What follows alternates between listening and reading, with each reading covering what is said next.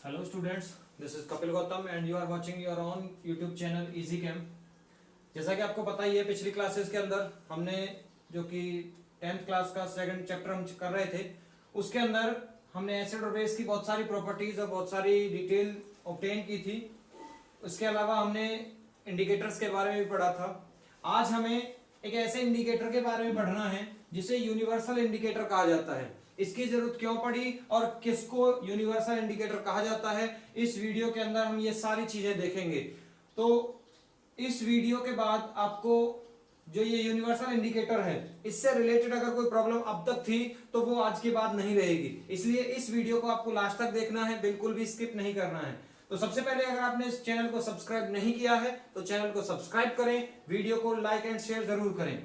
देखिए होता क्या है, हमने देखा कि हमारे जो एसिड होते हैं और जो बेस होते हैं उनको हमने कैटेगराइज किया स्ट्रॉन्ग और वीक की कैटेगरी में।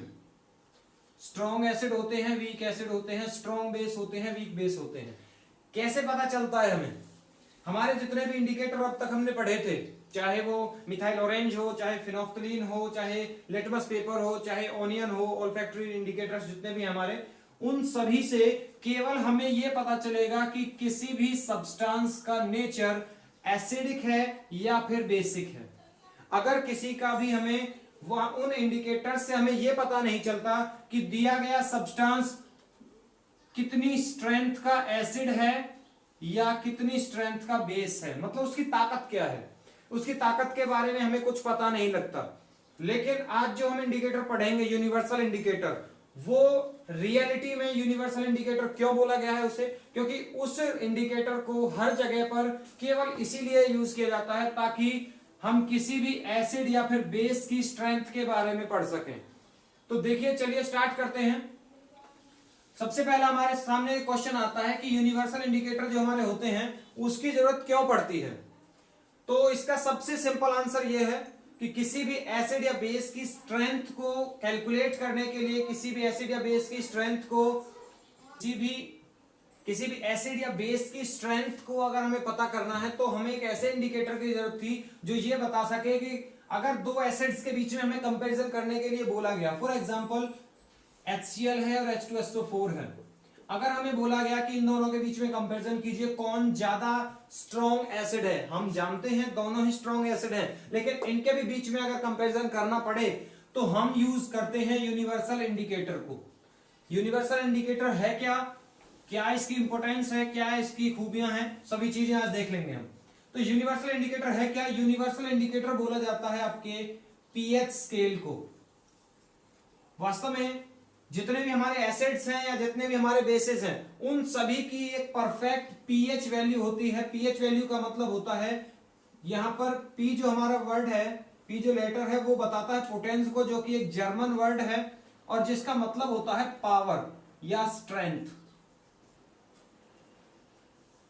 तो और ये जो H है हमारा, इसका मतलब होता है H पॉजिटिव आयन। तो potence of H positive is called pH. PH value हमारी क्या होती है? पीएच वैल्यू होती है किसी भी सब्सटेंस के अंदर H पॉजिटिव आयन की पोटेंस, किसी भी सब्सटेंस के अंदर H पॉजिटिव आयन की जो पावर है, जो स्ट्रेंथ है, जो उसकी शक्ति है, वो जितनी होगी उसकी उतनी ही पीएच वैल्यू होगी। तो कैसे इसको डिफाइन करेंगे, कैसे इसको यूज किया जाता है? ये जो हमारा पीएच स्केल होता है, इसे यूनिवर्सल इंडिकेटर इसीलिए बोला जाता है क्योंकि इसका यूज हम एक स्ट्रिप के तरह भी और एक सॉल्यूशन की तरह भी, दोनों तरह से इसका यूज कर सकते हैं। इसका सॉल्यूशन भी यूज किया जाता है, स्ट्रिप भी यूज की जाती है। स्ट्रिप के अंदर क्या होता है, अलग अलग सॉल्यूशन जो होंगे हमारे, ये स्ट्रिप है हमारी पीएच पेपर की, अलग अलग जो सॉल्यूशन होंगे वो अलग अलग कलर के बैंड शो करते हैं, अलग अलग कलर के बैंड यहां पर प्रेजेंट हो जाते हैं जब भी किसी भी सॉल्यूशन को हमें चेक करना है। इस पीएच पेपर के ऊपर, इस पीएच स्केल के ऊपर 0 से लेकर के और 14 तक की, 14 तक की वैल्यू लिखी रहती है, जिसके अंदर 0 से लेकर के और 7 तक की जो वैल्यू होती हैं, ये सभी आते हैं एसिड की कैटेगरी में, और 7 से लेकर के 14 जो प्रॉपर्टी हैं, जो वैल्यू है, वो आती है बेस की कैटेगरी में। जो हमारी वैल्यू है 7, जो 7 है, वो रहती है न्यूट्रल। अगर कोई सब्सटेंस है जिसकी पीएच वैल्यू 7 है, इसका मतलब वो न्यूट्रल है। अब न्यूट्रल का मतलब क्या है? न्यूट्रल का मतलब है जो भी सब्सटेंस हमें दिया गया है उसके अंदर जितने H पॉजिटिव आयन हैं उतने ही OH नेगेटिव आयन है। याद रखिएगा, जिसकी पीएच वैल्यू जितनी बढ़ती है उसके अंदर H पॉजिटिव आयन की स्ट्रेंथ उतनी ही कम होती जाती है। H पॉजिटिव आयन उतने ही कम होते चले जाते हैं जितनी जिसकी पीएच वैल्यू बढ़ती चली जाती है, और जितनी जिसकी पीएच H पॉजिटिव आयन कम हो रहे हैं उतना ही OH नेगेटिव की वैल्यू हाई हो रही है। तो यहां से पीएच स्केल से हम क्या कंक्लूजन निकाल सकते हैं? हम ये कंक्लूजन निकाल सकते हैं कि जिसकी पीएच वैल्यू लो है वो उतना ही अच्छा एसिड है, स्ट्रॉन्ग एसिड है वो। जो जिसकी पीएच वैल्यू लो है वो उतना ही स्ट्रॉन्ग एसिड है। जिसकी पीएच वैल्यू जितनी ज्यादा हाई है वो उतना ही वीक एसिड है। यही चीज हम अगर बेस के कंपैरिजन में बेस से रिलेट करके अगर हम यही बात बोलना चाहें तो जिसकी पीएच वैल्यू जितनी कम होगी वो उतना ही वीक बेस होगा। ऐसे ही जिसकी पीएच वैल्यू जितनी ज्यादा हाई होगी वो उतना ही स्ट्रॉन्ग बेस होगा। याद रखिएगा, 0 से लेकर के और 7 तक की जो वैल्यू है वो एसिड की कैटेगरी में आती हैं, और 7 से जो 14 की वैल्यूज हैं वो सभी बेस की कैटेगरी में आती हैं। इसके जो कलर बैंड्स हैं वो आपको इस वीडियो के अंदर ही स्लाइड उसकी मिल जाएगी आपको, आप वहां से अच्छे से मेंशन कर सकते हैं किस पीएच वैल्यू के ऊपर कौन सा कलर आता है, और उसको याद करने की ट्रिक भी आपको डिस्क्रिप्शन के अंदर मिल जाएगी, कैसे उसको आपको याद रखना है कि कलर कब कौन सा आएगा। चलिए देख लेते हैं इसकी इंपॉर्टेंस क्या है।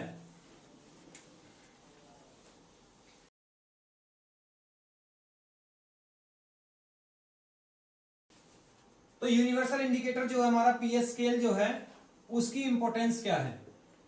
उसकी इंपॉर्टेंस सबसे पहली बात, हमारा जो डाइजेस्टिव सिस्टम है उसके अंदर पीएच वैल्यू जो पीएच स्केल है उसके अंदर यूज की जाती है। डाइजेस्टिव सिस्टम के अंदर कैसे? हम सभी जानते हैं कि हमारे स्टमक के अंदर our stomach has hydrochloric acid, HCl जो एसिड है वो हमारे स्टमक के अंदर, हमारे पेट के अंदर पाया जाता है, जो कि डाइजेशन को कंप्लीट कराता है। लेकिन कुछ इरेगुलरिटीज की वजह से पेट के अंदर, स्टमक के अंदर HCl की जो अमाउंट है वो लगातार इंक्रीज हो जाती है, जिसकी वजह से हमें पेन और इरिटेशन फील होती है। उसी सिचुएशन को बोला जाता है एसिडिटी। एसिडिटी बोला जाता है उसी प्रॉब्लम को, उसी सिचुएशन को। तो उस सिचुएशन में आपको सलाह दी जाती है कि आप कोई ऐसा सब्सटेंस यूज करें जो एसिड की प्रॉपर्टी को खत्म करता हो। तो एसिड की प्रॉपर्टी को खत्म करने वाले सब्सटेंस को या रेमेडी को बोला जाता है एंटासिड। तो उस सिचुएशन में आपको एंटासिड लेने की सलाह दी जाती है। और सबसे फेमस जो एंटासिड है आपके वो कौन से हैं? वो है आपका baking soda and milk of magnesium hydroxide. तो वहां पर क्योंकि वो एक एसिड था और एसिड की अमाउंट बढ़ने की वजह से हमारा जो पीएच था वो लगातार लो हो रहा था, जिसकी वजह से हमें इरिटेशन और पेन की फीलिंग आ रही थी। उस सिचुएशन में हमें एंटासिड लेने की सलाह दी गई, और एंटासिड लेने के बाद हमने आपको रिएक्शन कराई थी, न्यूट्रलाइजेशन रिएक्शन। उसके रिजल्ट में जो हमारी एसिड थे उनकी एसिडिक पावर धीरे धीरे कम होती चली जाती है, जिससे हमें रिलीफ और पेन से थोड़ा सा रिलीफ फील होता है। अगली जो हमारी इंपॉर्टेंस है इसकी वो क्या है? वो है सॉइल से related. As you already know that plants are grow in a particular soil.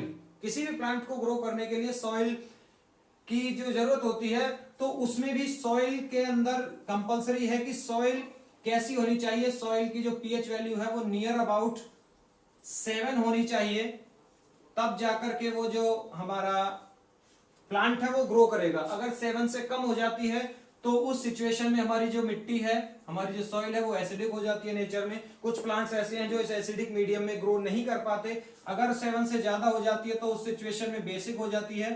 और उस सिचुएशन में कुछ ऐसे प्लांट्स होते हैं जो बेसिक कंडीशंस के अंदर ग्रो नहीं कर पाते। तो सॉइल को भी एक पर्टिकुलर पीएच की जो कि 7 के आसपास रहता है, ऐसी सिचुएशंस की जरूरत होती है ताकि प्लांट्स ग्रो कर सकें। थर्ड जो हमारा पॉइंट है वो बहुत ज्यादा इंपॉर्टेंट है, जिसे बोला जाता है एसिडिक रेन। एसिडिक रेन क्या होता है? अम्लीय वर्षा जिसे बोला जाता है। हमारी जो इरेगुलर एक्टिविटीज हैं, फॉर एग्जांपल इंडस्ट्रियल एरिया जो चले हुए हैं लगातार, हमारी कुछ ऐसी एक्टिविटीज हैं जिनके रिजल्ट से अनकंप्लीट बर्निंग होती है, हमारा जो फ्यूल है उनकी, उसकी वजह से एटमॉस्फेयर के अंदर बहुत सारी जो हमारी डेंजरस गैसेस हैं उनकी वो रिलीज होती हैं, जिसके रिजल्ट में हमारे NO2, NO3, SO2, SO3 ये बहुत सारी गैसें हैं जो रिलीज होती हैं। और हम सभी जानते हैं कि water molecule is always present in atmosphere. तो जैसे ही एटमॉस्फेयर के अंदर वो गैस जाएगी तो वो क्या फॉर्म करेगी, आप सीधा सीधा ये देख सकते हैं, ये फॉर्म करेगी H2SO4 जो कि एक एसिड है। और जैसे ही बारिश होगी तो बारिश होने के दौरान वास्तव में ये H2SO4 पानी के साथ मिलकर के अर्थ के ऊपर आता है। तो उस सिचुएशन में क्योंकि रेन के साथ साथ कुछ एसिड भी आ रहा होता है, जिसकी वजह से इस रेन को एसिडिक रेन कहा जाता है। इस एसिडिक रेन के रिजल्ट में बहुत सारे कंसिक्वेंसेस हैं जो कि देखने को आते हैं, बहुत सारी दिक्कतें हैं जो सामने आती हैं। सबसे पहले प्लांट्स के ऊपर इसका इफेक्ट पड़ता है क्लोरोफिल के ऊपर। क्लोरोफिल को बहुत ज्यादा नुकसान पहुंचाते हैं एसिडिक रेन जो भी होगी। उसके बाद सॉइल की फर्टिलाइजिंग जो पावर है, एसिडिक रेन सॉइल की फर्टिलाइजिंग पावर को खत्म करती है। साथ में जो एक्वाटिक एनिमल्स हैं, जो एक्वाटिक एनिमल्स हैं या एक्वाटिक प्लांट्स हैं, उनकी लाइफ को भी खतरा उत्पन्न होता है, डेंजर में आते हैं वो भी। और साथ में जो हमारे मॉन्यूमेंट्स हैं, जो हमारे विरासत में जो हमारे स्मारक बने हुए हैं, फॉर एग्जांपल ताजमहल का एग्जांपल ले लेते हैं। ताजमहल का जो कलर है फिलहाल एसिडिक रेन की वजह से ही उसका कलर येलोइश हो गया है, जो कि ये बताता है कि हमारा जो एसिडिक रेन है वो मॉन्यूमेंट्स को कहीं ना कहीं हानि पहुंचाता है। तो वहां पर मॉन्यूमेंट्स के ऊपर कोरोजन का जो कारण है वो भी एसिडिक रेन है। तो पीएच वैल्यू का एक और इसके अंदर हमारा एग्जांपल आता है जिसका नाम है टूथ डिके। नंबर 4 जो इसका इंपॉर्टेंस है वो है टूथ डिके। एक चीज हम जानते हैं कि दांतों का जो काम रहता है वो खाने को पीसना होता है, लेकिन मुंह के अंदर प्रेजेंट जो हमारी लार है, सैलिवा जो है, उसके अंदर जो एंजाइम पाया जाता है हमारा एमाइलेज, उसके अंदर प्रेजेंट बैक्टीरिया खाने में से ग्लूकोज को अलग कर देते हैं, मतलब उसका जो डाइजेशन होना है वो वहीं हो जाता है मुंह के अंदर ही। तो उस सिचुएशन में हमारा जो मुंह का जो पीएच रहता है उस सिचुएशन में वो रहता है 5.6। लेकिन वो बैक्टीरिया अगर लगातार हमारे मुंह के अंदर काम करते रहें तो इसकी पीएच वैल्यू 5.6 से नीचे गिर जाती है, और उस सिचुएशन में हमारा जो टूथ डीके है वो स्टार्ट हो जाता है। वो टूथ डीके होना स्टार्ट हो जाता है, दांत धीरे धीरे झड़ने लगते हैं, जिसकी वजह से दांतों को बहुत ज्यादा प्रॉब्लम हो जाती है। और दांतों का जो सबसे कठोर जो भाग होता है शरीर का, टीथ एनिमल, वो धीरे धीरे जड़ना शुरू हो जाता है। और इस प्रॉब्लम की वजह से ही इस पीएच स्केल की वजह से, पीएच वैल्यू की वजह से ही टूथ डीके एक प्रॉब्लम है बहुत ही ज्यादा बड़ी। उसका जो रीजन है वो भी पीएच स्केल ही है। तो इस तरह से इसकी जो इंपॉर्टेंस है या हमारे डेली लाइफ के अंदर किस तरह से जुड़ी हुई है उसकी भी हमने बात की पीएच स्केल के अंदर। तो उम्मीद है आपको आज की क्लास पसंद आई होगी। अगर आपको कोई भी प्रॉब्लम है तो आप अपना जो क्वेश्चन है वो कमेंट बॉक्स के अंदर छोड़ सकते हैं। तब तक के लिए stay home, stay safe, good luck.